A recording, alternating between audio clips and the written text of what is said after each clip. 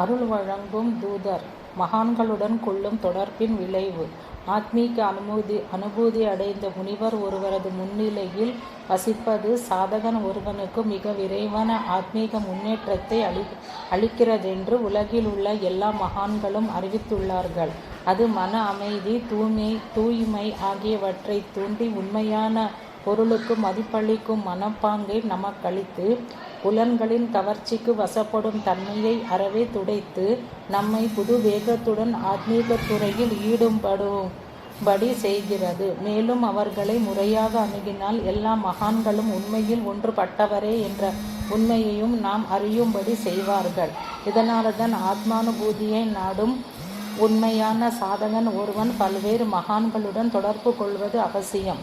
இதனையே குருகீதை மதுவை விரும்பும் தேனீ எப்படி மலரிலிருந்து மலருக்கு செல்கிறதோ அவ்வாறே ஞானத்தை விரும்பும் சாதகன் ஒரு குருவிடம் இருந்து மற்றொரு குருவிடம் செல்கிறான் என்று கூறுகிறது. தம் குருவின் மேல் உண்மையான நம்பிக்கை இல்லாததால் தான் அவர்கள் அவரை கைவிட்டுவிட்டு மற்ற மகான்களிடம் செல்கிறார்கள் என்று சிலர் தவறாக கருதுகிறார்கள். சிலரை பொறுத்தவரை அவர்கள் ஆரம்பத்தில் செய்த தவறின் விளைவால் இது உண்மையாயிருக்கலாம். உண்மையை நாடும் சாதகன் ஒருவன் முதலில் பல குருக்களை சந்தித்து அவர்களது போதனைகளை கேட்டு அவர்களது வாழ்க்கை முறைகளை கவனித்து அதன் பிறகே தனக்கு எங்கே எவரிடம் நம்பிக்கை உண்டாகிறதோ அங்கே அதை நிலைநாட்டி கொள்ள வேண்டும். அத்தகைய ஒருவரின் நம்பிக்கைக்கு ஆட்டம் ஏற்படாது. மேலும் இவ்வாறு பல மகான்களை சந்திப்பதானது தமது குரு அவரது உடலில் மட்டுமே அடங்கிய ஓர் அழிவுறும் பொருள் அல்ல, ஆனால் எல்லா குருக்களின் உருவத்திலும் விளங்கும் ஆத்மஸ்வரூபமே என்ற உண்மையை உணரவும் உதவி செய்கிறது. குருகீதையில் கூறப்பட்டிருக்கும் ஸ்லோகத்தின் சாரம் இதுவே. மலர்கள் வெவ்வேறாயிருந்த போதிலும் அவற்றிலுள்ள தேன் ஒன்றே. அறிவு மிகுந்த தேனீ மலர்களின் உருவத்தையோ நிறத்தையோ பொருட்படுத்தாமல் அவற்றில் உள்ள தேனை பற்றி மட்டுமே கவனம் செலுத்துகிறது. தாம் எல்லா மகான்களோடும் ஒன்றுபட்டவரே என்று ஸ்ரீ சாயிபாபா நடத்தி காட்டியதன் சாராம்சம் இதுவே. சாயிபாபா அத்தகைய செயலை ஆதரிக்கிறார் என்பதை காணலாம். பக்தர் ஒருவர் ஞானத்தை மட்டுமே வேண்டி உண்மையாக பிரார்த்திப்பராகில் மற்ற மகான்களின் ஆசைகளை நாடுவது தமது குருவிடம் வைத்துள்ள நம்பிக்கைக்கு எதிரானது என்ற தவறான எண்ணத்தையும் கடந்தார் என்றால் அவரை பாபா பர்பலா பெரும் மகான்களிடம் தொடர்பு கொள்ள செய்து தாம் அவர்கள் யாவருடனும் ஒன்றுபட்டவரே என்பதையும் காட்டியருளுகிறார். 3 பக்தர்களுக்கு அனுசூயா மாதாவின் அருள். சரத்பாபு, விஜயகுமார், கிருஷ்ணமூர்த்தி ஆகிய மூவரும் சத்சங்கத்தில் தவறாமல் கலந்து கொள்ளும் அங்கத்தினர்கள்.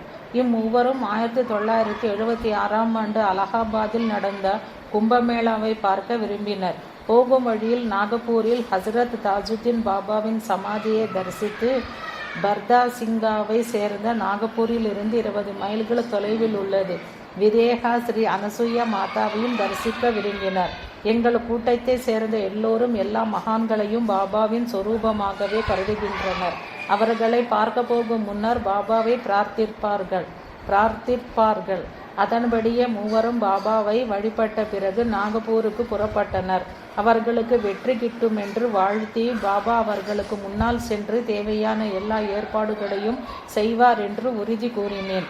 அவர்கள் முதலில் நாகப்பூரை சேர்ந்த சாயிபாபா பக்தரான டாக்டர் அனில் என்பவரிடம் சென்றனர். அவர் பர்தா சிங்காவிலுள்ள சமஸ்தானத்தின் தலைவரான ஸ்ரீ தோலே என்பவருக்கு எழுதப்பட்ட ஓர் அறிமுக கடிதத்துடன் அவர்களை அனுப்பி வைத்தார். அதற்கு பின் நடந்தவற்றை பற்றி டாக்டர் அனில் 31/1/1977ஆம் தேதி இட்ட தமது கடிதத்தில் எனக்கு தெரிவித்தார். அவர்கள் அங்கே நலமாக போய் சேர்ந்து ஸ்ரீ தோலேயால் அளிக்கப்பட்ட உணவை உண்டார்கள். பின்னர் ஸ்ரீ தோலே சதி மாதா அனுசூயா தேவியின் தரிசனத்துக்காக அவர்களை அழைத்து சென்றனர். அவர்கள் அங்கே சுமார் 24 மணி நேரம் தங்கினார்கள். ஸ்ரீ மாதா தம் அறையிலேயே அவர்கள் இரவில் தூங்குவதற்கு அனுமதித்தார். 29/1/1977 அன்று கீழ்காணும் செய்தி பர்தா சிங்கா சமஸ்தானத்திலிருந்து எனக்கு மராத்தி மொழியில் அனுப்பப்பட்டது. அதை ஆங்கிலத்தில் உமக்கு தெரியப்படுத்துமாறு என்னிடம் கேட்டுக்கொண்டனர். 1. அவர்கள் மூவரும் பர்தா சிங்கா பஸ் நிறுத்தத்தில் இறங்கிய அதே கணத்தில் ஸ்ரீ தோலேயின் தமக்கையார் கண்களை கூச செய்யும் தெய்வீகமான ஒரு ஒளிக்கோலத்தை கண நேரத்துக்கு பார்த்தாலும் குடும்பத்தினரில் மற்றும் சிலரும் அதை கண்டனர். 2. அது மறைந்த 15 நிமிடங்களுக்குள் உங்கள் சீடர்கள் மூவரும் திரு தோலேயின் வீட்டிற்குள் நுழைந்தனர். குடும்பத்தில் உள்ளவர்கள் யாவருக்குமே வரப்போகும் நிமிடங்களில் ஏதோ புதிதாக நிகழப் போகிறது என்று முன்பே தெரிந்திருந்தது. ஏனெனில் அவர்களில் எவரும் இதுவரை மேற்கூறிய மாதிரி காட்சியை கண்டதில்லை. 3. இவர்கள் மூவரும் மாதாவின் கோவிலுக்கு அழைத்து செல்லப்பட்ட போது அவர் ஓர் அலங்கரிக்கப்பட்ட படுக்கை மீது பக்தர்கள் புடைசூழ அமர்ந்திருந்தார். இவர்கள் மூவரும் நுழைந்தவுடனே ஸ்ரீ சதி மாதா சட்டென்று கராதே மை ராம் ராம் என்று முணுமுணுத்து வரவேற்றார். பின்னர் 4. பின்னர் திடீரென்று நீங்கள் எங்கிருந்து வந்திருக்கிறீர்கள் என்று மராத்தியில் கேட்டார். 5.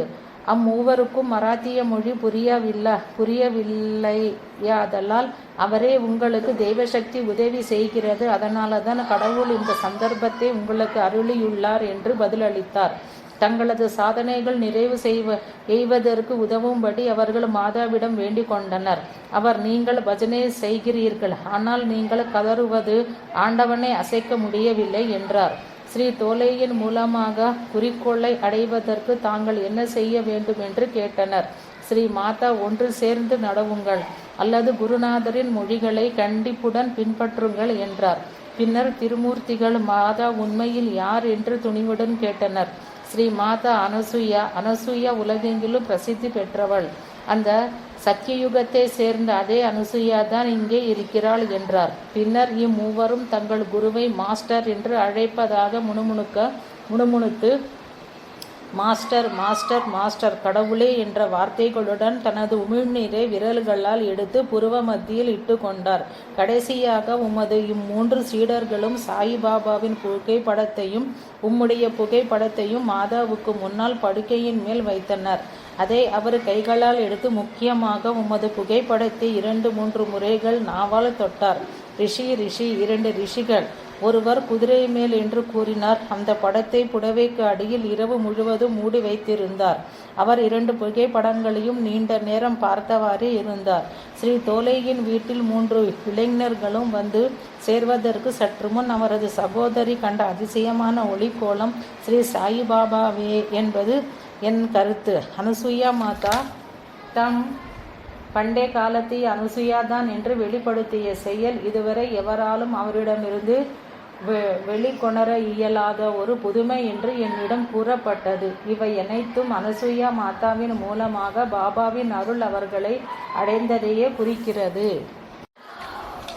திரு சரத்பாபு தமது விளக்கத்தில் கூறுவதாவது: நாங்கள் திரு தோலேயின் வீட்டுக்குள் நுழைந்தவுடன் நுழைவாசலில் சாயிபாபாவின் படம் ஒன்று தொங்குவதைக் கண்டு மகிழ்வடைந்தோம். டாக்டர் அனிலிடமிருந்து நாங்கள் கொண்டு சென்ற அறிமுக கடிதத்தை படிக்கையில் திரு தோலே உணர்ச்சி வசப்பட்டார். அவர் எங்களை மிகவும் இன்முகத்துடன் வரவேற்று, உங்கள் குரு சாயிபாபா உங்களுடன் எப்போதும் இருக்கிறார், அவர் இங்கே சில நிமிடங்களுக்கு முன்பு வந்தார் என்று கூறினார். எதை பற்றி அவர் குறிப்பிடுகிறார் என்று எங்களால் அறிந்து கொள்ள முடியவில்லை.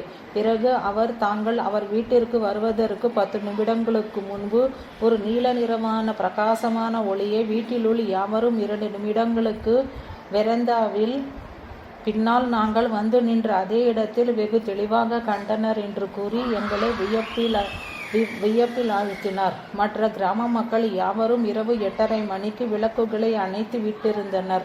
தோலே குடும்பத்தினர் இரவு 9 மணிக்கு அங்கே ஒளியை கண்டு ஸ்தம்பித்து போயிருந்தனர். அவர்கள் அதை பற்றி விவாதித்து கொண்டிருக்கையிலேயே நாங்கள் வீட்டுக்குள் நுழைந்தோம். சீராளா அவதூதர் ஆசிரியருக்கு அருளியது. 1967ஆம் ஆண்டு குணமடைந்து கொண்டிருந்த டைபாய்டு ஜுரம் எனக்கு மீண்டும் திருப்பிக் கொண்ட காரணத்தால் நான் சீராலாவில் உள்ள ஆஸ்பத்திரியில் சேர்க்கப்பட்டிருந்தேன். ஒரு வியாழனன்று எனது பிரார்த்தனைக்கு பிறகு நான் காசநோயாளிகளிடம் சாயி பாபாவை பற்றியும் மற்ற மகான்களை பற்றியும் கூறி கொண்டிருந்த போது நோயாளிகளில் ஒருவர் சீராலாவில் கந்தை துணி அணிந்த ஒரு வயதான மனிதர் இருப்பதாகவும் அவர் காற்றையோ வெயிலையோ மழையையோ பொருட்படுத்தவில்லை என்றும் கூறினார். அந்த நோயாளி தான் விவரித்த மனிதரை பார்த்து அவர் மகானா அல்லவா என்று தீர்மானிக்கும்படி என்னை கேட்டுக்கொண்டார்.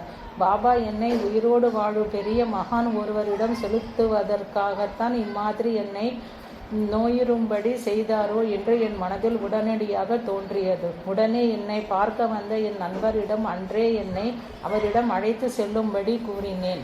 என் நண்பர் முதலில் வெளியே சென்று அந்த புண்ணிய புருஷன் எங்கிருக்கிறார் என்று பார்த்து வந்த பிறகு என்னை அங்கே ஒரு ரிக்ஷாவில் அழைத்து சென்றார். அங்கே கூரை வேய்ந்த ஒரு உணவு விடுதியில் திண்ணையில் 50 அல்லது 55 வயதான ஒரு மனிதர் அமர்ந்திருந்தார். அவரது உடைகள் அழுக்காகவும் தூசுபடிந்தும் இருந்தன. அவரது உடல் சுத்தப்படுத்தப்படாமலும் அவரது தலைமயிரும் தாடியும் மீண்டும் கயிறு போல சுருண்டு முறுக்கி கொண்டும் இருந்தன. அவரது ஒரு கால் யானைக்கால் வியாதியால் வீங்கியிருந்தது. அங்கே அவர் புகை பிடித்து கொண்டு உணர்வு மழுங்கியவரை போல உலகத்தை பார்த்து ஒன்றுமறியாமல் விழித்து கொண்டும் அமர்ந்திருந்தார். முதலில் அவர் நிச்சயம் ஒரு மகானா இருக்க முடியாது என்று நினைத்தேன். அவர் தெளிந்த அறிவு உடையவர்தானா என்று வியந்தேன். இத்தகைய மௌனமான தடுமாற்றத்தில் சற்று நேரம் கழிந்தது. அவரது கவனத்தை கவருவதற்காக 2 முறை அவரை வணங்கினேன். அதை அவர் கவனித்ததாகவே தெரியவில்லை. அச்சமயத்தில் உடனடியாக என் மனதில் ஏற்பட்ட நுட்பமான குறிப்பிட்டத்தக்க மாறுதலை உணர்ந்தேன். சுவாமியை பற்றியும் இப்படி காத்திருக்கிறோமே என்பது போன்றதுமான எல்லா எண்ணங்களும், தெருவில் போகிறவர்கள் என்னை பற்றி என்ன நினைப்பார்கள் என்ற அச்சமும் விரைவாக கரைந்து போய் ஆழ்ந்த சாந்தியாக மாறியது. உடனே நான் ஒரு பரிபூரணமான அவதூதரின் முன்னிலையில் இருக்கிறேன் என்பதை உணர்ந்தேன். மெல்ல மெல்ல என் அருகிலிருந்த என் நண்பரை பற்றிய நினைவு எனக்கு ஏற்பட்டது. நான் தனியாக வந்து அவரை பார்க்க வேண்டும் என்று நினைத்து கொண்டு ஆஸ்பத்திரிக்கு புறப்பட்டேன். ஒரு மகானின் முன்னிலையில் நமது முயற்சி ஏதுமின்றி கிடைக்கும் மனசாந்தியே அவரது பரிபூரண ஞானத்துக்கு அடையாள முத்திரை என்று பகவான் ரமண மகர்ஷி கூறியுள்ளார். மறுநாள் அவரை அதே இடத்தில் தனியாக சென்று பார்த்தேன். என்னை சிறிதும் பொருட்படுத்தாத அவரது போக்கை கண்டேன். பின்னர் அதை தொடர்ந்து நேற்று போலவே சாந்தியையும் அனுபவித்தேன். நான் அவரது கவனத்தை பெரும் தகுதியற்றவன் என்ற வருத்தம் கலந்த பயம் என் இதயத்தை ஆட்கொள்ள தொடங்கியது. உடனே சென்றுவிட வேண்டும் என்ற எண்ணம் தோன்றியது. உடனே ஒரு எண்ணம் என் மனதில் பளிச்சிட்டது. நான் மௌனமாக பாபாவிடம், பாபா, நீங்கள் எல்லா மகான்களோடும் ஒன்றுபட்டவரே என்று நிகழ்த்தி காட்டியுள்ளீர்கள். உண்மையில் நீங்கள் இவரோடு ஒன்றுபட்டவராகில் நான் இவரை அடிக்கடி பார்க்க வேண்டும் என்று விரும்புவீர்களாயின் அதை எனக்கு காட்டி அருள்வீர்களாக.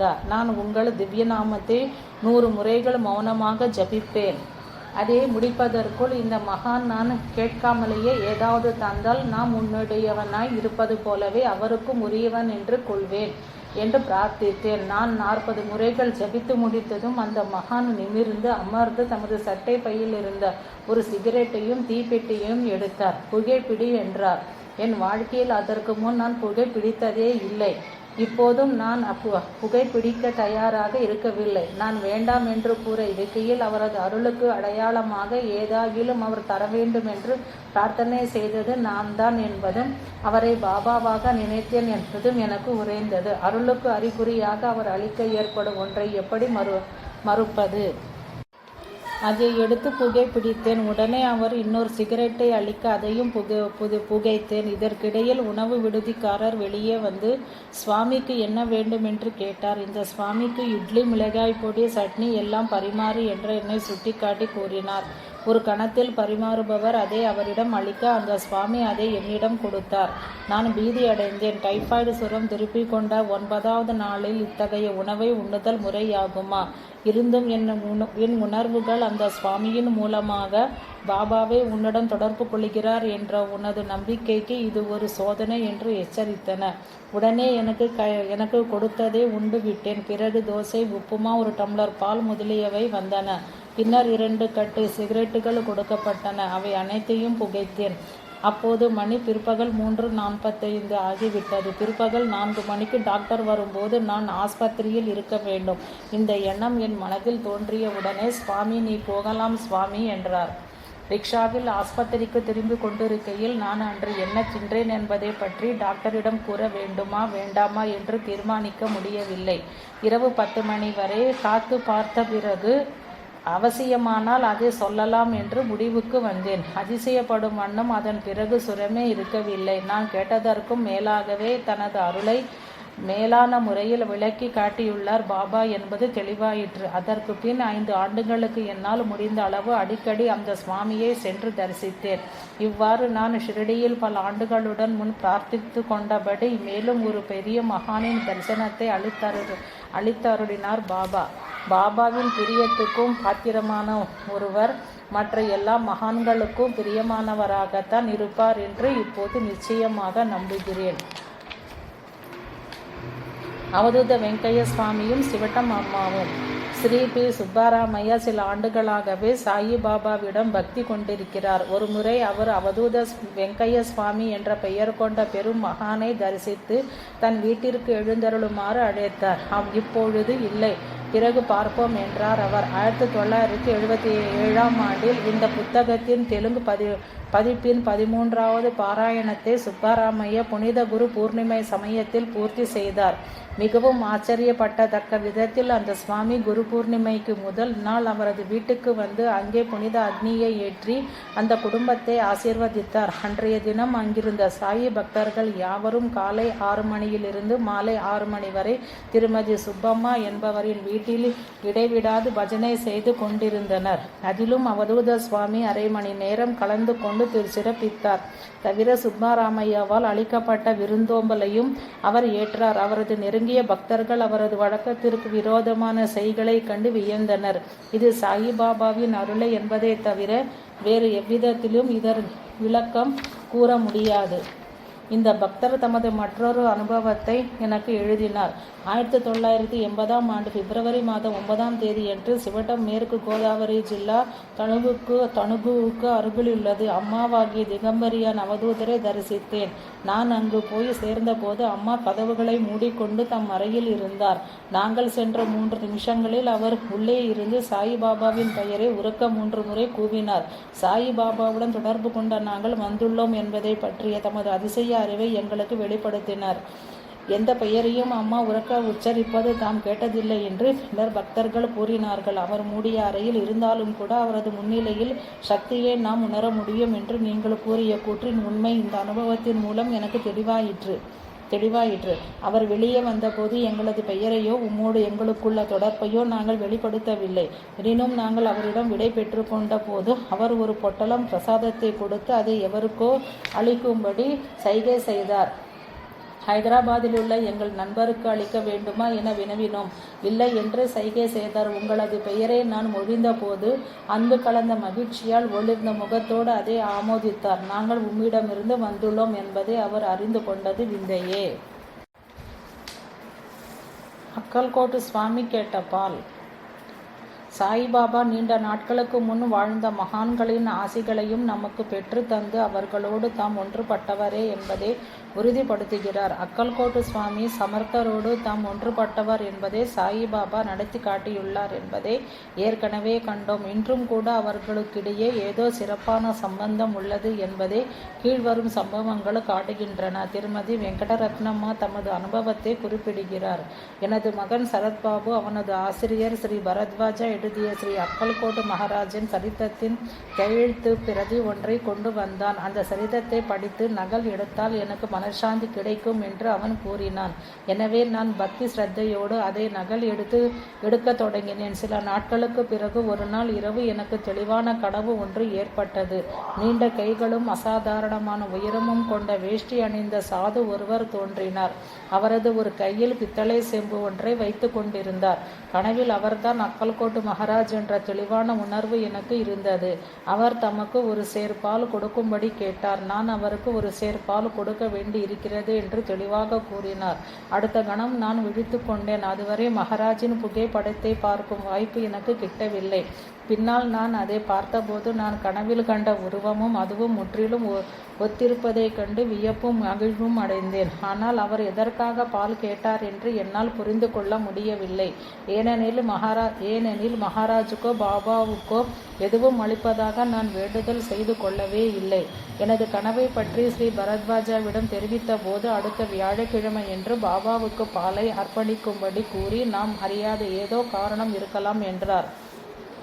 அடுத்த வியாழனன்று பாபாவுக்கு அளிப்பதற்காக நான் பால் காய்ச்சி கொண்டிருக்கையில் என் மாமியார் நான் எதற்காக பால் காய்ச்சுகிறேன் என்று கேட்டார். தம்முடைய மகளின் வீட்டில் 15 நாட்கள் தங்கியிருந்த பிறகு அன்றுதான் அவர் திரும்பி இருந்தார். நான் என் கனவை பற்றி கூறினேன். அவர் மிகவும் ஆச்சரியப்பட்டவராய் சில நாட்களுக்கு முன்பு தாம் வெளியூரில் இருந்தபோது நோய்வாய்ப்படவே தான் விரைவில் குணமடைந்தால் ஒரு சேர் பால் செலுத்துவதாக ஸ்ரீ சாயி பாபாவிடம் வேண்டுதல் செய்து கொண்டதாய் கூறினார். அதன்படியே அவர் விரைவில் குணமடைந்து அன்று வீடு திரும்பி இருக்கிறார். சாயி பாபாவும் ஸ்ரீ அக்கல்கோட் மகாராஜும் ஒரே ஆத்ம ஸ்வரூபமே என்பதை அறிந்து கொண்டேன். என் மாமியார் சாயி பாபாவுக்கு வேண்டுதல் செய்து கொண்டார். ஆனால் அக்கல்கோட் மகாராஜ் அந்த பொருளை செலுத்தும்படி கேட்டார். விருந்தினராக வந்த மும்மூர்த்திகள். குமாரி அனசூயா தனது அனுபவத்தை பற்றி எழுதுகிறார். புனித தத்த ஜெயந்தி தினத்துக்கு முந்தின நாளான 17/12/1975 அன்று எங்கள் குடும்பத்தினர் ஸ்ரீ சுவாமி சமர்த்தரின் சரித்தத்தை 3 முறை பாராயணம் பண்ணி முடித்தனர். நான் குடும்பத்தினரிடம் இன்றைய தினம் நம் வீட்டுக்கு எவர் வந்தாலும் அவரே ஸ்ரீ சுவாமி சமர்த்தரின் சுரூபமாகவே நாம் கருதி வரவேற்க வேண்டும் என்றேன். இரவு 10 மணிக்கு சத்திரம் ஒன்றை தேடிக்கொண்டு சாலை வழியே சென்று கொண்டிருந்த இரு ஆடவரும் ஒரு பெண்மணியும் எங்களிடம் குடிக்க நீர் கேட்டனர். எங்கள் வீட்டிலேயே இரவு தங்குமாறு அவர்களை அழைத்தோம். பின்னால் சம்பாஷணைக்கு நடுவே அவர்கள் சாய்பாபாவிடம் 30 ஆண்டுகளுக்கும் மேலாக தாங்கள் பக்தி பூண்டிருப்பதாக கூறினார். மறுநாள் அவர்களை எங்களுடன் பகலுணவு கொள்ளுமாறு அழைத்தோம். ஸ்ரீ சமர்த்தர் உயிரோடு இருந்த காலத்தில் அவருக்கு பிடித்ததாக இருந்த லாடு, வெங்காயக்கறி முதலிய பதார்த்தங்களை நாங்கள் தயாரித்தோம். நாங்கள் அதை பற்றி அவர்களிடம் கூறிய போது அவர்கள் தாங்கள் அக்கல்கோட்டிற்கு சென்று இருப்பதாகவும் அங்கே ஸ்ரீ சுவாமியின் சமாதி மந்திரில் நடக்கும் பஜனைகளில் கலந்து கொண்டிருப்பதாகவும் தெரிவித்தனர். அவர்கள் சாய்பாபாவை பற்றிய பல பஜனைகளையும் பக்தி பாடல்களையும் எங்களுக்கு கற்றுக் கொடுத்தனர். அவர்கள் எங்களிடம் விடை பெற்று கொண்ட போது நாங்கள் இந்த இடத்துக்கு புறப்பட்ட போது புனிதமான வியாழக்கிழமையையும் தத்த ஜெயந்தியையும் இந்த புதிய இடத்தில் குளியல் பூஜை எதுவுமின்றி கழிக்க வேண்டி இருக்கும் என்றும் பலவித அசௌகரியங்களை பொறுத்து கொள்ள வேண்டி இருக்கும் என்று வருந்தினோம். ஆனால் இப்போது பாபாவின் அருளால் எங்களுக்கு நாங்கள் ஆசைப்படக்கூடியதற்கும் மேலேயே சத்சங்கம் உட்பட எல்லாம் கிடைத்து விட்டது என்றனர். கொடுப்பவருக்கும் பெறுபவருக்கும் ஆசி அளிக்கும் பாபாவின் அருள் இருமுகமுடையது. தேவ் என்பவரின் வீட்டில் நடந்த விருந்துக்கு சென்ற அரிய விருந்தினரை போன்ற இம்மூன்று விருந்தினரும் இந்துக்களின் மும்மூர்த்திகளை குறிக்கிறார்கள். பாபாவின் பக்தர்களுக்கு எல்லா மகான்களும் அருளுதல். ஒருமுறை ஸ்ரீ சர்மா ஸ்ரீ சுவாமி சமர்த்தரின் வாழ்க்கை சரித்திரத்தை 9 முறைகள் பாராயணம் செய்து முடித்திருந்தார். அன்று பகலில் அவரது தாய் பின்முற்றத்தில் ஒரு கட்டிலின் மேல் படுத்திருந்தார். அவருக்கு தூக்கம் வந்தது. ஆனால் தான் தூங்கிவிட்டால் குரங்குகள் வீட்டிற்குள் நுழைந்துவிடும் என்று கருதினார். அவர் கண்களை திறந்தபோது ஸ்ரீ சுவாமி சமர்த்தர் அங்கே அமர்ந்திருப்பதை கண்டார். ஆனால் அது ஆச்சரியமாகவே அவருக்கு தோன்றவில்லை என்பதுதான் விந்தை. சுவாமி அங்கே அமர்ந்திருக்கையில் குரங்குகள் எப்படி உள்ளே வரும் என்று சாதாரணமாக நினைத்து கொண்டார். இது 4-5 முறை நிகழ்ந்தது. அவருக்கு அருகில் வேறு ஒரு மகான் அமர்ந்திருப்பதையும் அவர் பார்த்தார். ஆனால் அவர் யார் என்று அவருக்கு தெரியவில்லை. நீண்ட நேரத்துக்கு பின் அவர் எழுந்து பார்த்தபோது அங்கே யாரும் காணப்படவில்லை. எங்கே பாபாவின் பக்தர்கள் இருக்கிறார்களோ அங்கே எல்லா மகான்களும் இருக்கிறார்கள். ஸ்ரீ ரமண மகரிஷியின் தரிசனம். திருமதி சுசீலா தேவியும் திரு பட்காலும் பகவான் ரமணரை தம் குருவாக கருதுபவர்கள். பகவான் ரமண மகரிஷி மகா சமாதி அடைந்த போது அவர்கள் சுவிட்சர்லாந்தில் இருந்தார்கள். அவர்கள் சென்னைக்கு வந்து சேர்ந்ததும் சாயி ஆலயம் கட்டுவதற்கு நன்கொடை வசூலிப்பதற்காக சில சாயி பக்தர்கள் அவர்களை அணுகினர். திருமதி பட்கால் அவர்களிடம் அவளது குரு பகவான் ரமண மகரிஷி என்றும் தனக்கு திருவண்ணாமலைக்கு முதலில் போக வேண்டும் என்றும் கூறினாள். பக்தர்கள் ஸ்ரீ ரமணரும் சாயிபாபாவும் ஒருவரிலிருந்து மற்றவர் வேறுபட்டவர் என்றும் அவர் ஷிரடிக்கும் சென்றால் அதை உணர்வார் என்றும் உறுதியாக கூறினார். அவர் 3/3/1953 அன்று ஷிரடிக்கு சென்றார். அங்கே குருஸ்தானத்தில் அவருக்கும் அவருடன் சென்ற திருமதி டோம்ப்ரே என்பவருக்கும் ஸ்ரீ சாயிபாபாவின் படத்தில் தெளிவாக ஸ்ரீ ரமண மகரிஷியின் தரிசனம் கிடைத்தது. தரிசனம் கிடைத்ததில் பெரும் மகிழ்ச்சி அடைந்த அவர் ஷிரடியில் 7 நாட்கள் தங்கி ஸ்ரீ சாயி சச்சரித்திரத்தை பாராயணம் செய்தார். கன நேரம் கருதிய பொருளை கூட கரவாது அளித்த கருணாமூர்த்தி. 1974ஆம் ஆண்டில் ஒரு நாள் சுப்பராயுடு என்ற பெயர் கொண்ட வயதான கணவான் ஒருவர் என் அறைக்கு வந்தார். அவர் மிகவும் வைதீகமான பிராமணராக தோன்றினார். அவர் தமக்கு 9வது வயதில் பூணூல் சடங்கு நடைபெற்றதென்றும் அதிலிருந்து தாம் காயத்ரி மந்திரத்தை முனைப்புடன் ஜபித்து வருவதாக கூறினார். ஆனால் அவருக்கு மனசாந்தி கிடைக்கவே இல்லை என்றார். அப்போது பெரும் சித்த புருஷர் ஒருவரின் உதவியை நாட வேண்டிய அவசியத்தை பற்றி அவரிடம் கூறினேன். அது முதல் அவர் நாள்தோறும் என்னிடம் வருவார். சுவாமி சமர்த்தர், சாயி பாபா ஆகியோரை பற்றிய என் புத்தகத்திலிருந்து சில பகுதிகளை நான் அவருக்கு படித்து காட்டுவேன்.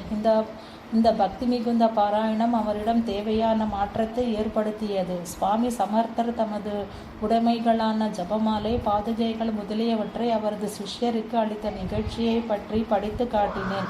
அத்தகைய பரிசுகள் அவர்களுடைய ஆத்மீக அதிர்வுகள் நிரம்பியதாயிருக்கும் என்றும் அவை அவற்றை வைத்திருப்பவரை நன்னிலையில் வைக்கும் எனவும் நான் கூறினேன். அப்போது சுப்பராயுடு தம் சொந்த ஊரில் இருக்கும் ஒரு முஸ்லிம் மகானை பற்றி கூறினார். அவர் பைத்தியக்காரனை போல் சுற்றுவார். ஒரே ஒரு வயதான கிழவி மட்டும் அவருக்குள் இருந்த ஞானாக்னியை உணர்ந்தவளாய் அவருக்கு தினந்தோறும் உணவளித்து வந்தாள். ஒரு நாள் அவளிடம் ஒரு தடியை அளித்து, அம்மா, எனக்கு இந்த உலகத்தை விட்டு செல்லும் காலம் வந்து விட்டது. எனது இந்த தடியை உன்னிடம் வைத்திரு, அது உனக்கு நன்மையை அளிக்கும் என்றார். ஒரு நாள் அவள் அதை ஸ்ரீ சுப்பராயுவிடம் காட்டினாள். இந்த நிகழ்ச்சியை விவரித்த ஸ்ரீ சுப்பராயுடு சுவாமி சமர்த்தரின் வாழ்க்கையில் நிகழ்ந்த நிகழ்ச்சியை பற்றி படிப்பதற்கு முன்பு அந்த மகான் அந்த பெண்மணிக்கு அளித்த பரிசின் உயர்வை பற்றி தாம் உணரவில்லை என்று கூறினார். 1 அல்லது 2 ஆண்டுகளுக்கு முன்புதான் இந்நிகழ்ச்சி நடந்ததென்றும் கூறினார். அந்த மகானை பற்றி முன்பே தெரிந்திருந்தால் நானே அந்த தடியை பெற்றிருக்க முடியும் என்ற எண்ணம் என் மனதில் கன நேரத்துக்கு தோன்றி மறைந்தது. எனக்கு அது கிடைக்கும்படி செய்யவில்லையே என்று பாபாவிடம் மானசீகமாக புகார் செய்தேன். கால விடுமுறைக்கு பின் ஒரு வியாழக்கிழமை காலை வேளையில் நான் கல்லூரிக்கு புறப்பட வேண்டிய சமயத்தில் ஸ்ரீ சுப்பராயுடு என் வீட்டிற்கு வந்தார். இதுதான் முஸ்லிம் சாதி எங்கள் ஊர் கிழவியிடம் கொடுத்த தடி என்று கூறியவாறு அவர் அதை என் கைகளில் வைத்தார். இந்த விடுமுறை காலத்தில் ஒரு நாள் அந்த வயதான கிழவி என் வீட்டிற்கு வந்து இந்த தடியை என்னிடம் அளித்து தனக்கு அவ்விதம் செய்யும்படி ஒருவித பலமான உந்துதல் ஏற்படுத்துகிறதென்று கூறினாள். அதை மிகவும் நன்றியுடன் பெற்றுக்கொண்டேன். அதிலிருந்து எனது தியானத்தில் நல்ல முன்னேற்றம் ஏற்பட்டது. ஆனால் சில நாட்களாக அந்த தடியை என்னுடன் வைத்து கொண்டு நான் தியானம் செய்ய முற்பட்ட போதெல்லாம் என்னுள் கடுமையான மனக்கலக்கம் ஏற்பட்டது. நான் மிக வைதீகமாக இருப்பதால் முஸ்லிம் சாது ஒருவரின் தடியில் உள்ள அதிர்வுகளும் பரம வைதீகமான எனது அதிர்வுகளும் ஒன்றுக்கொன்று ஒத்து போகவில்லை என்று எனக்கு தோன்றியது. ஆனால் மகான் ஒருவரின் உடைமையின் அருமையை பற்றி உணர்ந்த என்னால் அதை வீசி எறிவதை பற்றியோ அல்லது அந்த கிழவியிடம் திருப்பி கொடுப்பதை பற்றியோ நினைத்து கூட பார்க்க முடியவில்லை. அதற்கு உரிய பக்தியோடும் மரியாதையோடும் அதை வைத்து காப்பாற்றக்கூடிய ஒருவருக்கு தடியை அளிக்க வேண்டும் என்று நினைத்து கொண்டிருந்தேன். இந்து முஸ்லீம் ஆகிய இரு மரபுகளையும் இணைந்து வைத்த சாயி பாபாவின் கூட்டத்தை சேர்ந்தவரான உமக்கு அதை கொடுக்க வேண்டும் என்று தோன்றியது. அந்த எண்ணம் மிகவும் அழுத்தமாக இருக்கவே உடனே அதை நிறைவேற்றாமல் என்னால் இருக்க முடியவில்லை. எடுத்துக்கொள்ளுங்கள் என்றார். சற்றே நினைத்து பாருங்கள். ஒரு வியாழக்கிழமை என்று நான் பாபாவிடம் பிரார்த்தனை செய்து முடித்த உடனே ஒரு பக்திமானான பெரியவர் வந்து பல மாதங்களுக்கு முன் நான் ஒரு கணம் ஏங்கிய ஒரு புனித பொருளை அளிக்கிறார். பாபா அருளுக்கு ஒரு தூதர் அன்றோ? தாயின் திதிக்கு மகான்களின் வருகை. 1975ஆம் ஆண்டில் எனது திருமணத்திற்கு பிறகு என் வாழ்வில் முதன்முறையாக என் தாயின் வருடாந்திர திதியை நடத்தவிருந்தேன். அந்த தினத்தில் மகாத்மா எவராகிலும் வரவேண்டும் என்ற ஆழ்ந்த அவா எனக்கு இருந்தது. ஸ்ரீ ரங்கண்ணா பாபு ஆண்டுக்கு ஒரு முறை என் வீட்டுக்கு வருவதாக முன்பே வாக்களித்திருந்தார். ஆனால் எனக்கு அவரை அழைப்பதற்காக குண்டூருக்கு செல்ல இயலவில்லை.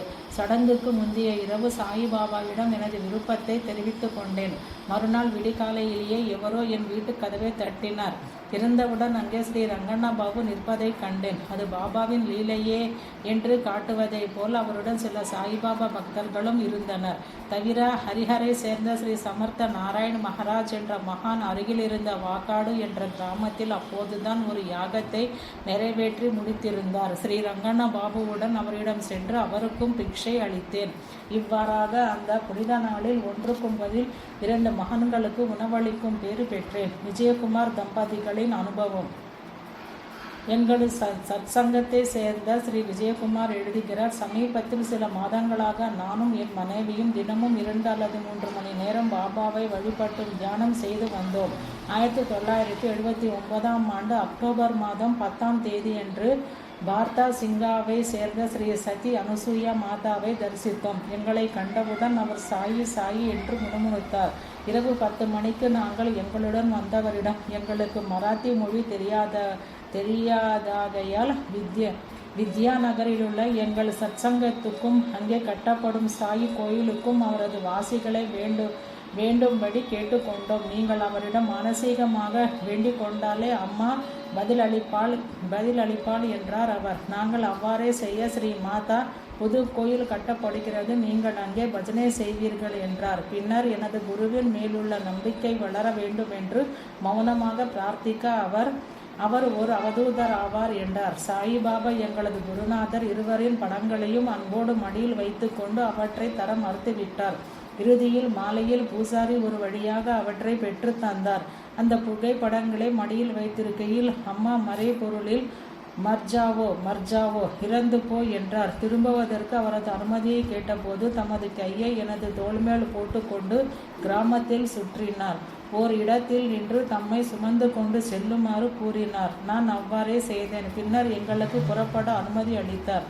பின்னர் நாங்கள் ஷிரடிக்கு புறப்பட்டோம். அங்கு ஸ்ரீ போதேவாலா பாபா என்றார் ஒரு மகாத்மா 3 நாட்களுக்கு எங்களிடமிருந்து பகலுணவு ஏற்றுக்கொண்டதோடு அவரது திருவடிகளை பிடித்து விடவும் அனுமதி அளித்தார். மற்றொரு பக்தருக்கு அவர் அதற்கு அனுமதி அளிக்கவில்லை. பின்னர் நீங்கள் இருவரும் எனது மனிதர்கள் என்று கூறியவராக அவர் எங்கள் கரங்களை தம் தலைமேல் வைத்து கொண்டார். பிறகு நாங்கள் வேண்டிக் கொண்டபடி வித்யா நகரில் உள்ள எங்கள் சத்சங்கத்தையும் மகிழ்ச்சியுடன் ஆசீர்வதித்தார். ரெட்டி நண்பர்களின் அனுபவம். எங்களின் சத்சங்கத்தின் நீண்ட நாள் அங்கத்தினர்களாகிய ஸ்ரீனிவாசுலு ரெட்டி, ரகுராமி ரெட்டி என்ற இரு நண்பர்கள் 1979ஆம் ஆண்டு நவம்பர் மாதம் 11ஆம் தேதி பர்தா சிங்காவுக்கு சென்றனர். அவர்கள் இரவு 8 மணிக்கு ஸ்ரீ மாதாவிடம் சென்றபோது அவர் தூங்கிக் கொண்டிருந்தார். தாங்கள் கொண்டு வந்த பழங்களை அவரது திருவடி அருகே வைத்துவிட்டு அவர்கள் அமர்ந்து தியானம் செய்தார்கள். உடனே அம்மா எழுந்து அமர்ந்து பழங்களை எடுத்துக்கொண்டு ஸ்ரீனிவாசுலு ரெட்டியாரிடம், உனது உலக விவகாரங்களை பற்றியோ ஆத்மீக வளர்ச்சியை பற்றியோ கவலைப்பட வேண்டிய அவசியமில்லை என்றார். மறுநாள் அவர் கிராமத்துக்குள் சென்றார். ஸ்ரீனிவாசுலு ரெட்டி தன்னை சற்று நேரம் தூக்கி செல்லும்படி அனுமதித்தார். திரும்பி வந்த பிறகு பக்தர்களின் பிரசாதங்களை ஏற்றுக்கொண்டு எல்லாவற்றையும் அவர் பக்கமே வீசி எறிந்தார். பின்னர் ரெட்டி அவர் முன்னிலையில் அமர்ந்து, சாயிபாபா எல்லா மகான்களிலும் இருப்பதால் அவர் அம்மாவின் உருவில் கூட உள்ளார் என நினைக்கிறேன் என்று எண்ணினார். உடனே அம்மா, கடவுள் எல்லா உருவிலும் உள்ளார் என்றார். சில நிமிஷங்களுக்கு பின், அம்மா, ஏன் சில சமயங்களில் மட்டுமே என்னை பார்க்கிறாய், மற்ற சமயங்களில் ஏன் பார்ப்பதில்லை என்று கேட்டார். பின்னர் அவரை 20 நிமிடங்களுக்கு உற்று பார்த்துவிட்டு, எந்த கண்ணோடு என்னை பார்க்கிறாய் என்றார். இது என்னை இந்த வெளி உருவமாக பார்க்கிறாயா அல்லது ஆத்மமாக பார்க்கிறாயா என்றோ, அல்லது என்னை சாயிபாபாவாக பார்க்கிறாயா அல்லது அவரிடமிருந்து வேறுபட்டவளாக பார்க்கிறாயா என்றோ பொருள்படும். சிறிது நேரத்துக்கு பின், நீ கிணற்றில் விழ விரும்புகிறாயா என்று சொன்னார். அம்மா தனது திருமணத்தை பற்றி குறிப்பிடுகிறார் என்று அவர் நினைத்தார். ஆனால் தியானத்தில் மனது உள்ளே செலுத்துவதையும் அது குறிக்கலாம். 3வது நாள் தான் ஷிரடிக்கு போவதாக அவர் ஸ்ரீ மாதாவிடம் கூறினார். பாபாவே இங்குதான் உள்ளார் என்றார் அம்மா. அவர் மீண்டும் போவதற்காக அவரது அனுமதியை நாடிய போது தனது தலையை வாரிவிடும்படி கூறிவிட்டு பிறகு போவதற்கு அனுமதி அளித்தார். விவேகம் என்ற சீர்பினாலும் நிஷ்டை, நம்பிக்கை, சபூரி, பொறுமை ஆகியவற்றின் உதவியாலும் எண்ணங்களை சீராக்கி கொள்ள வேண்டும் என்பதே தலைவாறுதல் என்பதிலுள்ள மறைமுகமான அறிவுரையாகும். ஆனந்த வெங்கடேஸ்வரலுவின் அனுபவம். எங்கள் சத்சங்கத்தின் மற்றோர் அங்கத்தினரான ஆனந்த வெங்கடேஸ்வரலு என்பவர் கூறுகிறார், ஸ்ரீ பரத்வாஜாவின் அறிவுரைப்படி நான் சாயிபாபாவின் சரிதத்தை படித்தும் தியானம் செய்தும் வியாழக்கிழமைகளில் பஜனை செய்தும் வருகிறேன். என் அலுவலகத்திலுள்ள வேலை பளுவினாலும் பொருளாதார பிரச்சனைகளாலும் ஷிரடிக்கு என்னால் போகவே முடியாதோ என்று நினைத்தேன். ஆனால் அலுவலக வேலையாக நான் எங்கு சென்றாலும் அந்த இடத்திலுள்ள பெரும் மகான்களின் சமாதிகளை தரிசிப்பேன். ஒருமுறை ஆதோனிக், ஆந்திர பிரதேசம் அருகிலுள்ள ஹோலிபிட் என்ற இடத்திலிருந்து திகம்பரியான மகானை தரிசித்தேன். வழக்கமாக அவர் எவரோடும் அதிகமாக பேச மாட்டார் என்றும் அருகிலுள்ள குன்றுகளில் தன்னந்தனியே திரிந்து கொண்டிருப்பார் என்றும் கேள்விப்பட்டேன். ஆனால் என்னை பார்த்தவுடன் அவர் ஷிரடி இங்கு வந்திருக்கிறது என்றார். அவர் என்னிடம் நீண்ட நேரம் பேசினார். சாயிபாபாவை பற்றிய ஸ்ரீ பரத்வாஜாவின் புத்தகத்தை படித்து காட்டிய போது கவனமுடன் கேட்டார். என்னை அன்று அங்கேயே தங்க வைத்து கொண்டார். பின்னர் எனக்கு உணவளித்துவிட்டு என்னை அவருடன் புதரடர்ந்த காட்டினுள்ளே அழைத்து சென்றார். அவர் உண்டு கொண்டிருந்த பழத்தின் ஒரு துண்டை எனக்கு கொடுத்தார். வழக்கமாக எவரையும் தனது பாதங்களை தொடுவதற்கு அனுமதிக்காத அவர் எனக்கு அவ்வாறு செய்ய அனுமதி அளித்ததோடு என் தலையையும் முதுகையும் அன்போடு தமது கரங்களால் தடவினார். அவர் எவரிடமிருந்தும் எதுவும் ஏற்றுக்கொள்வதில்லை. ஆனால் என்னிடம் விரைவில் வரவிருக்கும் தசராவின் போது செய்யப்படும் பூஜைக்காக வளையல்கள், ஒரு புடவை, ஒரு தேங்காய், 9 ரவிக்கை துணிகள் ஆகியவற்றை அனுப்புமாறு கூறினார். நான் அவரிடம் விடை பெற்றபோது அவர் ஒரு ரோஜாவை எனது சட்டையில் செருகி என்னை ஆசீர்வதித்தார். அவரது தரிசனத்துக்காக வரும் பெரும் கூட்டத்தினரை குறித்து, அவர்களை போலன்றி உன்னை போன்றவர்களே என்னிடம் வர வேண்டும் என்று விரும்புகிறேன். உன்னை போன்ற பேரன்களையே நான் விரும்புகிறேன் என்றார்.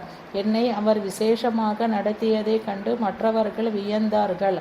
அவை அனைத்தும் பாபாவின் அருளே. சமீபத்தில் மற்றும் சில சகாக்களுடன் அலுவலக வேலையாக பம்பாய் சென்றேன்.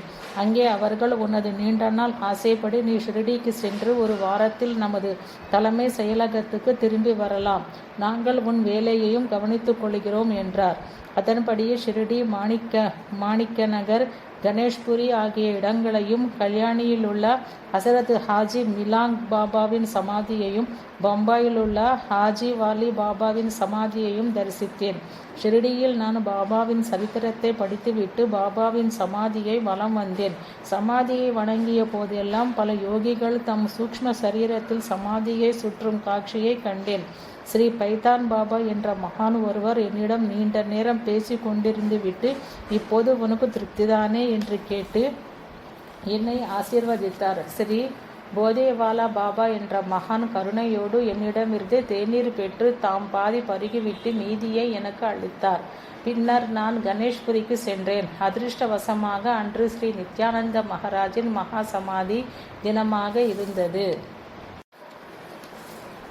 சத்தியத்தின் அனுபவம். சத்சங்கத்தின் மற்றொரு அங்கத்தினரான இவ்சத்தியம் எழுதுகிறார். நான் சிறு பையனாக இருந்தபோது சாயிபாபாவை பற்றி கேள்விப்பட்டேன். ஆனால் அவரது படத்தை பார்க்கவில்லை. ஒருமுறை சாயிபாபாவின் புகழ்பெற்ற பக்தையான ஸ்ரீ காமேஸ்வரம்மாவை குண்டூரில் சந்தித்தேன். சாயிபாபா அவளது கனவில் தோன்றி 2 வளையல்கள் அளித்ததாக கூறியபோது அதை என்னால் நம்ப முடியவில்லை. அங்கே சாயிபாபாவின் படத்தை பார்த்ததாக எனக்கு நினைவில்லை. சில ஆண்டுகளுக்கு பின் ஜில்லேலமுடி அம்மாவின் ஆசிரமத்தில் தங்கினேன். ஒரு நாள் அவருடைய மகளான ஹைமாவின் அறைக்குள் நுழைந்த போது நான் சாயிபாபாவின் புகைப்படத்தை பார்த்தேன். சகோதரி ஹைமா படத்துக்கு முன் ஊதிபத்திகளை சுற்றி கொண்டிருக்க பாபா அந்த வாசனையை உள்ளே இழுத்து கொள்வது போல எனக்கு தோன்றியது. பின்னர் சிறிது காலத்தில் பாபாவின் மேன்மையை பற்றி ஸ்ரீ பரத்வாஜாவிடமிருந்து அறிந்ததும் என் இதயத்தில் அவர்பால் நம்பிக்கை வேரூன்றியது. சினிமா திரையில் காணப்படும் உருவத்தை போலத்தான் முதலில் புகைப்படத்தில் உள்ள பாபாவின் உருவமும் எனக்கு தோன்றியது. வேறு எந்தவிதமான விசேஷமான உணர்ச்சியோ பக்தியோ எனக்கு ஏற்படவில்லை.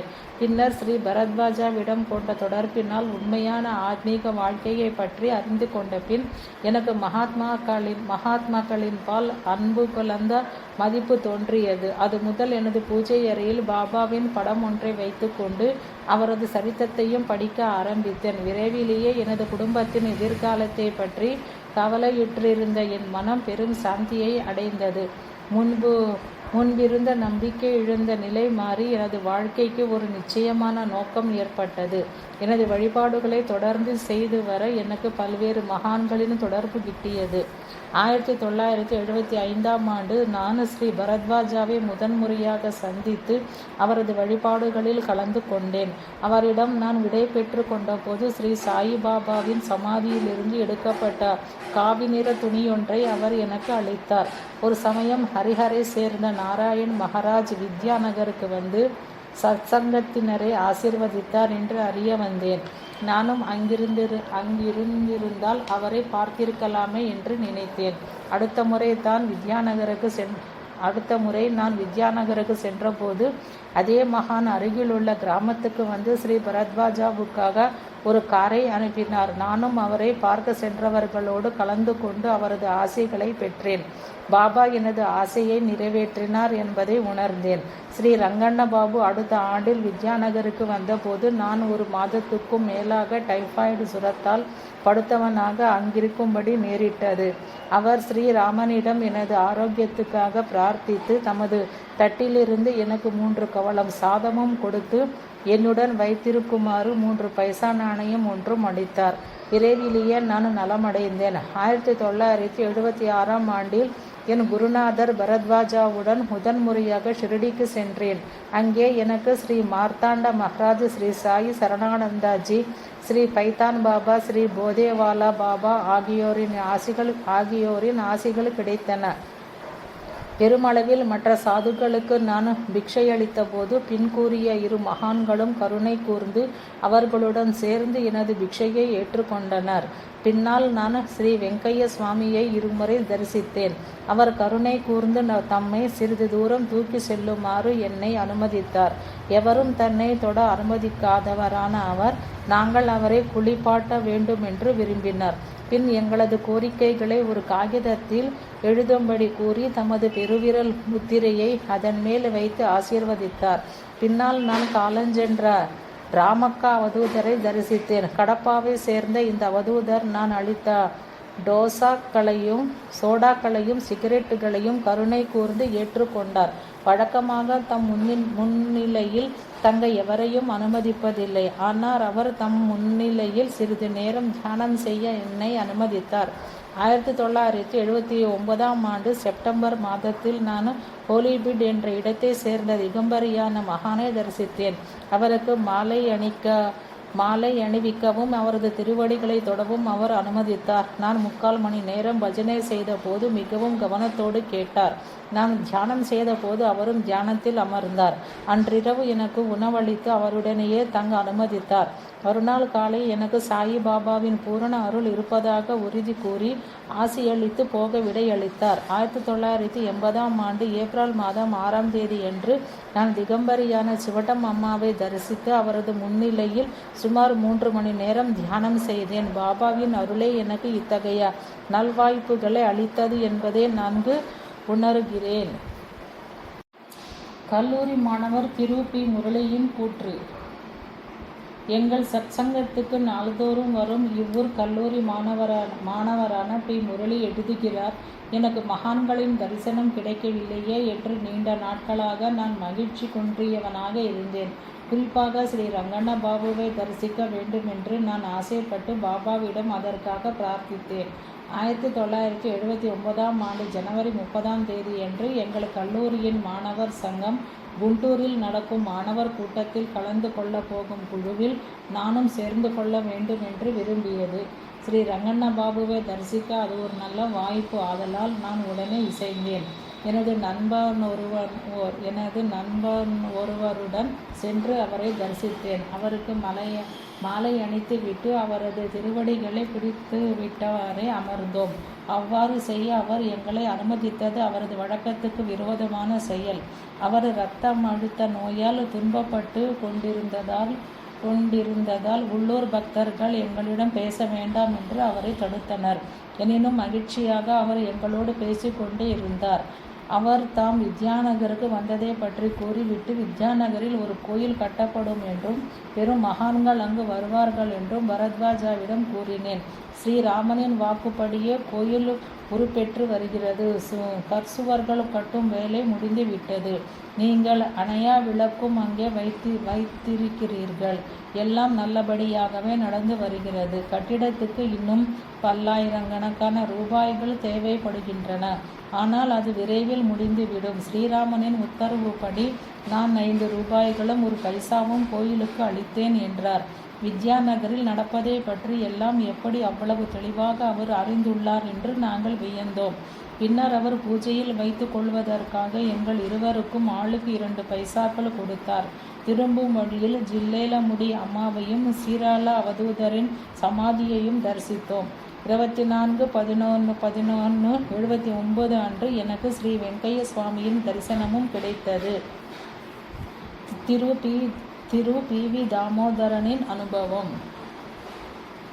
எங்கள் சத்சங்கத்தின் அங்கத்தினரான திரு பி. வி. தாமோதரன் 1979ஆம் ஆண்டு பிப்ரவரி மாதம் பர்தா சிங்கா அனுசூயா மாதாவை தரிசித்தார். அவர் அளித்த தேங்காயை அம்மா அன்போடு பெற்றுக்கொண்டு அன்று முழுதும் அதை தன் மடியிலேயே வைத்திருந்தார்.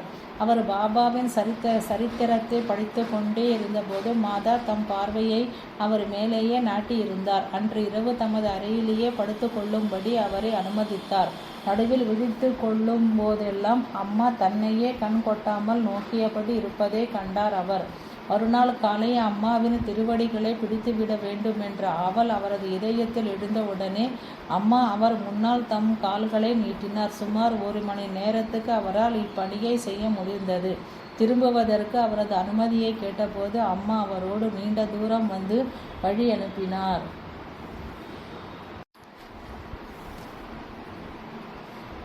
திருமதி கே. கமலாவின் அனுபவம். திருமதி கமலா தனது அனுபவங்களை குறிப்பிடுகிறார். ஸ்ரீ நாராயண மகாராஜ் வாக்காடில் யாகம் நடத்தி கொண்டிருந்த போது அவரை தரிசிக்க வேண்டும் என்று விரும்பினேன்.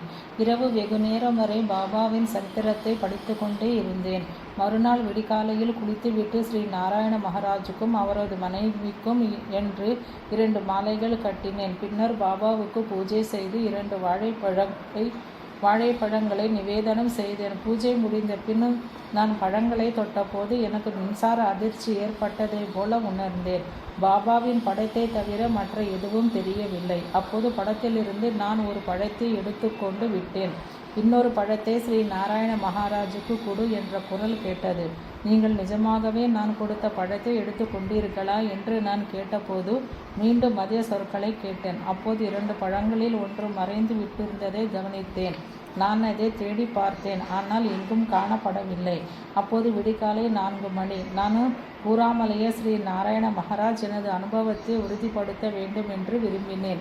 இன்னொரு பழம் கருப்பாகவும் நன்கு பழுத்து மிருதுவாகவும் இருந்ததால் அதை எப்படி நாராயண மகாராஜுக்கு அளிப்பது என்று கருதி வீட்டிலிருந்த எல்லோருக்கும் விநியோகித்து விட்டேன். காலையில் ஸ்ரீ மகாராஜை தரிசித்த போது என்னை கண்டவுடனேயே அவர் தமது கையை நீட்டி, எங்கே பழம்? அதை பெறுவதற்காகவே காத்து கொண்டிருக்கிறேன். உனக்கு மூளை சரியில்லையா? பாபா சொல்லவில்லையா? ஏன் இவ்வாறு செய்தா என்று கூறினார். அங்கிருந்தவர்களிடம் நடந்தது அனைத்தையும் விவரித்தார். எங்கள் வீட்டின் பின்புறம் ஒரு பாம்பு புற்று இருந்தது. வாக்காடில் யாகம் தொடங்கிய தினத்தன்று அதன் அருகே ஒரு பாம்பு தோன்றியது. எப்போதும் அது புற்றுக்கு வெளியிலேயே நடமாடியது. அதை பற்றி மகாராஜிடம் கூறிய போது அவர், அது ஒரு பெரும் மகாத்மா, அதன் படத்தில் ஒரு மாணிக்கம் உள்ளது, யாரும் அதனை துன்புறுத்தாமல் பார்த்துக்கொள் என்றார். அது முதல் நான் தினந்தோறும் பாம்பு புற்று அருகில் சிறிது நேரம் தியானம் செய்து வந்தேன். ஸ்ரீ ரங்கண்ண பாபுவின் மேன்மையை பற்றி அறிந்ததிலிருந்து அவருக்கு உணவளிக்க வேண்டும் என்ற பலத்த ஆவல் எனக்கு ஏற்பட்டது. 24/12/1975 அன்று அவர் ஸ்ரீ பரத்வாஜாவின் வீட்டிற்கு வந்தார். ஸ்ரீ நாராயண மகாராஜ் அன்று எனது வீட்டிற்கு வருவதாக செய்தி அனுப்பியிருந்ததால் எனக்கு அங்கு போக முடியவில்லை. ஆனால் பாபாவின் அருளால் ஸ்ரீ ரங்கண்ண பாபு ஸ்ரீ பரத்வாஜாவுடன் எங்கள் வீட்டிற்கு வந்தார். அவரது முன்னிலையில் நான் பாபாவுக்கு பூஜை செய்தேன். அவர், இந்த பூஜை அறை சாந்தி நிரம்பியதாயுள்ளது என்றார். ஒரு முறை சென்னையில் உள்ள எனது சகோதரியின் வீட்டில் நான் தங்கியிருந்த போது காலஞ்சென்ற ரேவதி அம்மாவை தரிசனம் செய்தேன். நான் இல்லாத போது பெரிய குங்கும போட்டு இட்டு கொண்டிருந்த உயரமான ஒரு பெண்மணி எங்கள் வீட்டிற்கு வந்து, பாபாவுக்கு பூஜை செய்யும் பெண் எங்கே என்று விசாரித்துவிட்டு, தொடர்ந்து, எனது கணவர் நோயுற்றிருக்கிறார், அவர் நலம் பெற்றால் தேவிக்கு மாங்கல்யம் சாத்துவதாக வேண்டு கொண்டிருக்கிறேன். அந்த பெண் இருந்தால் ஏதாவது சிறிது பணம் கொடுத்து உதவி இருப்பாள் என்றாள். எனது சகோதரி எனது கைப்பையிலிருந்து 2 ரூபாய்கள் எடுத்து கொடுத்தாள். அப்பெண்மணி அதை பெற்றுக்கொண்டு தான் வந்ததை பற்றி என்னிடம் தெரிவிக்கும்படி கூறினாள். எனது சகோதரி அவளது யாரென்று அறிய விரும்பினாள். நான் வந்தேன் என்று கூறுங்கள், அவளுக்கு தெரியும் என்று கூறிவிட்டு அவள் போய்விட்டாள்.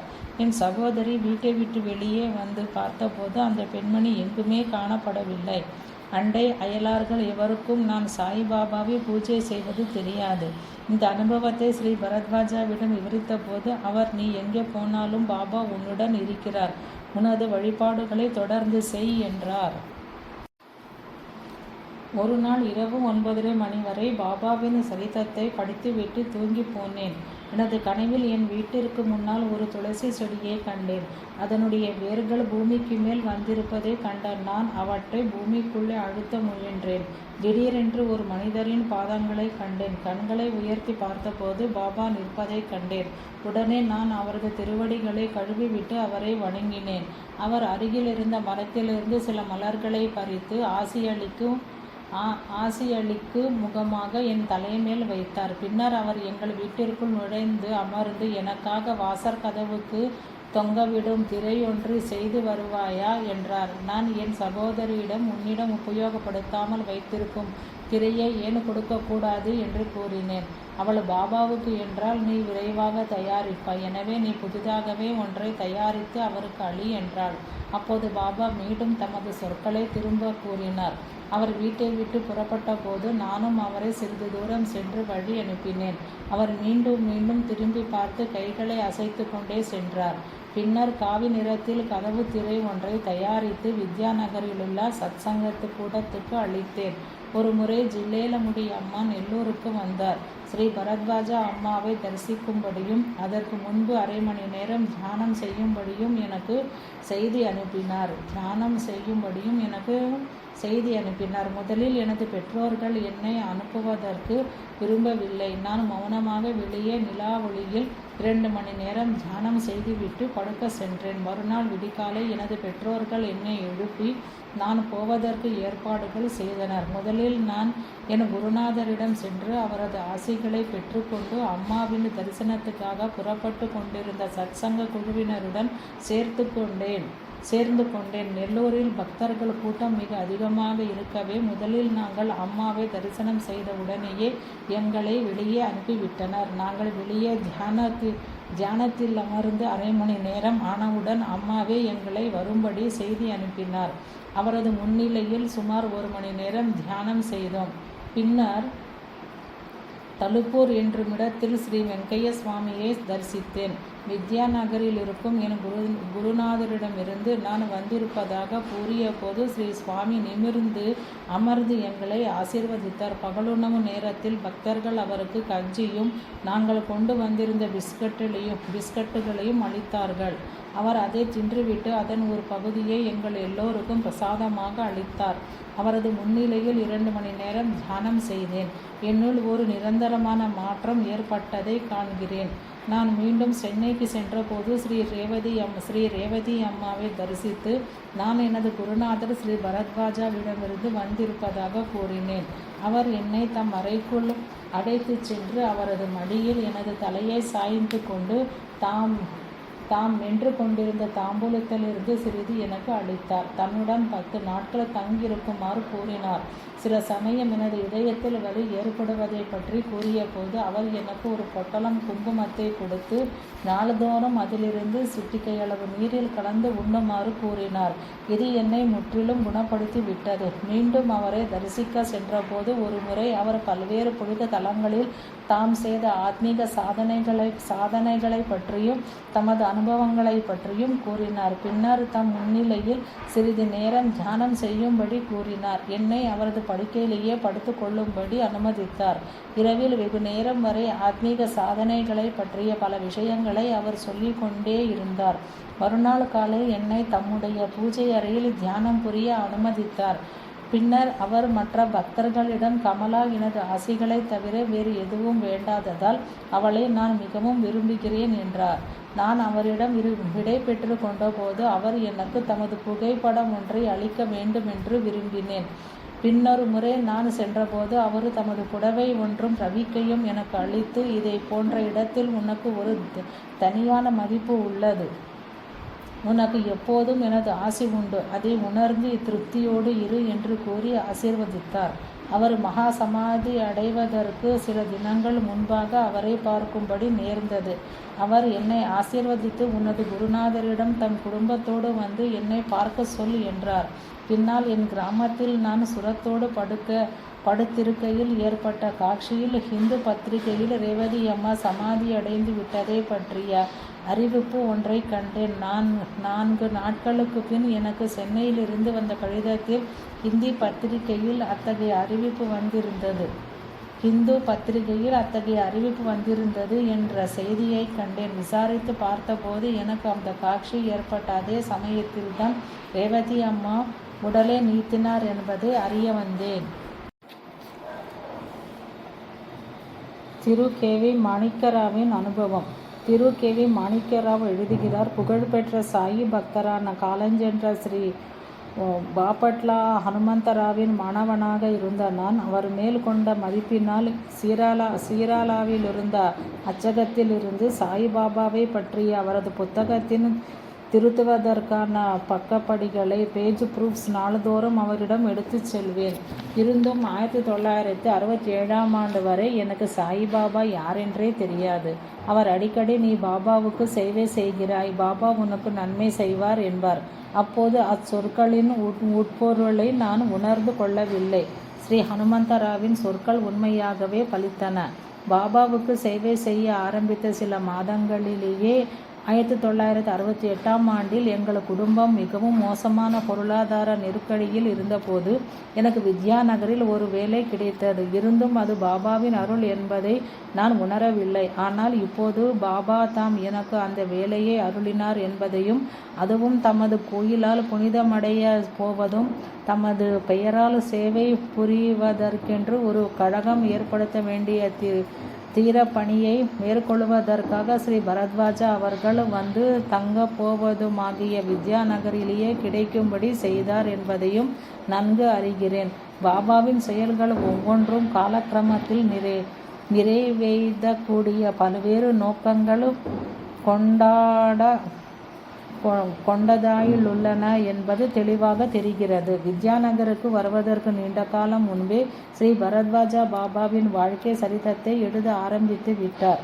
1969ஆம் ஆண்டில் அவர் வித்யாநகரில் தமது வேலையை ஏற்றுக்கொண்ட பிறகு அவரது கையெழுத்து பிரதியை தட்டெழுத்தில் அடித்து கொடுக்கும்படி கேட்டுக்கொண்டார். அதற்கான ஊதியமும் அளிக்க முன்வந்தார். ஸ்ரீ பரத்வாஜாவின் மேல் கொண்ட மதிப்பால் நான் மீண்டும் பாபாவின் பணியை ஏற்றுக்கொண்டேன். அதன் மூலம் நானும் மெதுவாக பாபாவை நோக்கி இழுக்கப்பட்டேன். எனது அறையில் அவரிடம் பிரார்த்தனை செய்யவும் சத்சங்கத்துக்கு செல்லவும், அதாவது வியாழக்கிழமை பஜனை முதலியவை தொடங்கினேன். இவ்வாறு பாபா என்னை தம் பணியின் ஒரு கருவியாக்கி கொண்டார். காலில் கயிறு கட்டப்பட்டுள்ள குருவியை இழுப்பது போல எனது மனிதர்களை நான் என்னை நோக்கி இழுத்து கொள்வேன் என்று பாபா கூறியது எவ்வளவு உண்மை! 1972ஆம் ஆண்டு மார்ச், ஏப்ரல் மாதங்களில் நான் வேலையில்லாதவனாக இருந்தேன். இந்த சமயத்தில் சீராள அவதூதரை பல முறைகள் தரிசித்தவுடன் ஜில்லேலமுடி அம்மாவின் முன்னிலையில் சுமார் ஒரு வார காலம் தங்கினேன். ஒரு முறை சீராளா சுவாமி நான் அளித்த சிகரெட் பெட்டியிலிருந்து தாம் ஒன்றை எடுத்து கொண்டு விட்டு மீதியை எனக்கு அளித்தார். நான் வீட்டிற்கு சென்றபோது வேலை வாய்ப்பு அலுவலகத்திலிருந்து என்னை அங்கு வரும்படி அழைத்து ஒரு கடிதம் வந்திருந்தது. வேலைக்கான பேட்டிக்காக செல்லும் போது நான் சுவாமி அளித்த சிகரெட்டுகளை புகைத்தேன். பேட்டியில் கலந்து கொண்ட போது அதிகாரி தமக்கு பிடித்தமான ஒருவருக்கே வாய்ப்பளிக்க எண்ணங்கொண்டு அதற்காக தேர்ந்தெடுப்பதை தள்ளி போட்டுக்கொண்டே போகிறார் என்று கேள்விப்பட்டேன். எனவே எனக்கு வேலை கிடைக்கும் என்ற நம்பிக்கையே இருக்கவில்லை. ஆனால் நானே வியக்கும்படி நெல்லூரிலிருந்து என்னை உடன் வந்து வேலையில் சேரும்படி தந்தி வந்தது. தகுதியின் பேரிலேயே நான் தேர்ந்தெடுக்கப்பட்டேன் என்றும் அறிய வந்தேன். சாயி பாபாவின் சரிதத்தில் ஸ்ரீ உபாசனி மகாராஜின் சகோதரரான ஸ்ரீ பாலகிருஷ்ண உபாசனி சாஸ்திரியை தப்போவனத்தில் ஒரு சாது சந்தித்து தன்னை மறுநாள் வந்து பார்க்கும்படி கூறினார். அவர் மறுநாள் தமது தாயுடன் சென்றபோது சாது காணப்படவில்லை. அவரது தாய் சென்றவுடனே சாது தோன்றி அழைக்கப்பட்டவர்கள் மட்டுமே வரவேண்டும், ஒருவருக்கும் மற்றவருக்கும் இடையே வித்தியாசம் உள்ளது என்றார். அவரும் பாபாவும் ஒருவரே என்பதும் உறுதியாகப்பட்டது என்று உள்ளது. பாபாவின் இந்த கூற்று இன்றும் உண்மையாயுள்ளது என்பதை எனது சொந்த அனுபவம் வாயிலாகவும் விளக்குகிறேன். நெல்லூரில் எனது வேலையை ராஜினாமா செய்துவிட்டு நான் இஸ்ரோவில் சேர்ந்து திருவனந்தபுரத்துக்கு அனுப்பப்பட்டேன். கன்னியாகுமரியிலிருந்த 200 வயதானவர் என்று கருத்தப்படும் திகம்பரியான மகானை தரிசிக்கும்படி ஸ்ரீ பரத்வாஜா எனக்கு எழுதினார். கடற்கரையில் அவரை தேடும்படியும் எனக்கு எழுதியிருந்தார். 1973ஆம் ஆண்டில் எனது நண்பர்கள் சிலருடன் விவேகானந்தர் நினைவு பாறை மற்றுமுள்ள இடங்கள் ஆகியவற்றை பார்ப்பதற்காக நான் முதன்முறையாக கன்னியாகுமரிக்கு சென்றேன். அந்த பெண் மகாத்மாவை எங்கு தேடியும் அவர் காணப்படவில்லை. பின் நாங்கள் விவேகானந்தர் நினைவு குன்றுக்கு சென்றோம். நான் அங்கே அரை மணி நேரம் தியானம் செய்தேன். பகலுணவுக்கு பின் அந்த மகானை பார்க்க வேண்டுமென்ற பலத்த ஆவல் எனக்கு ஏற்பட்டது. நான் தங்கியிருந்த இடத்திலிருந்து சில அடிகள் தூரம் நடந்தவுடன் தெருப்பக்கம் மக்கள் கூட்டமாக கூடியிருப்பதை கண்டேன். அங்கே என்ன நடக்கிறதென்று பார்க்க வேண்டுமென்ற பலமான உந்துதல் எனக்கு ஏற்பட்டது. அங்கே வயதான பெண்மணி ஒருவரும் சாது ஒருவரும் இருந்தனர். அவ்வம்மைத்தான் நான் தேடும் மகானா இருக்க வேண்டும் என்று எனக்கு தோன்றியது. சாது அவர் ஒரு பெரிய யோகினி என்று கூறினார். நான் அவர் முன்னிலையில் வணங்கிய போது அவர் எனக்காகவே காத்து கொண்டிருப்பதைப் போல என்னிடம் நடந்து கொண்டது குறிப்பிடத்தக்கதாக இருந்தது. அந்த சாது அம்மையாரை பார்ப்பதற்காகவே திருவனந்தபுரத்திலிருந்து வந்து அவருக்கு புதுப்புடவை அணிவித்து மிகவும் பக்தி ஸ்ரத்தையோடு அவருக்கு பணிபுரிந்து கொண்டிருந்தார். எனினும் நான் வணங்கிய சில நிமிடங்களுக்கெல்லாம் அவர் எழுந்து நிற்க சாது அவரை ஒரு விடுதிக்கு அழைத்து சென்று அவருக்கு உணவு பரிமாறும்படி கூறினார். நானும் மற்றும் சிலருடன் அவர்களை பின்தொடர்ந்தேன். நான் அம்மாவுக்கு எதிரே மற்றொரு மேஜை அருகே அமர்ந்தேன். அவர் எல்லா பதார்த்தங்களையும் ஒன்றாக கலந்து என்னை அருகே அழைத்து தம் கையாலேயே எனக்கு உணவு பரிமாறினார். அவர் மிக குறைவாகவே உண்டார். எனக்கு மிக நிறைந்த அளவில் அவர் அளித்த உணவை முழுதும் உண்ண முடியாமல் திணறினேன். அந்த சாதுவுக்கு அவர் உணவளித்தாரா என்பது எனக்கு நினைவில்லை. ஆனால் அந்த விடுதியில் இருந்த பரிசாரகருக்கும் அம்மா உணவு கொடுத்தார். இவ்வாறு நான் அம்மகானின் தரிசனத்தை பெற்றதோடு அவர் என்னிடம் நடந்து கொண்ட முறை என்னை எல்லையற்ற மகிழ்ச்சிக்கு உள்ளாக்கியது. நான் சாயிபாபாவின் பக்தனானதால் தம் பக்தர்கள் தனியாக இருக்கும்போது மட்டுமே அழைத்தாலாகிய தத்துவம் என்பது விஷயத்திலும் இடம்பெற்றது. எனது நண்பர்களுடன் இருந்தபோது எத்தனை முயற்சி செய்தும் அம்மகானை பார்க்க முடியவில்லை. தனியாக சென்றபோது முயற்சியின்றியே அவரது தரிசனத்தை நான் பெற்றேன்.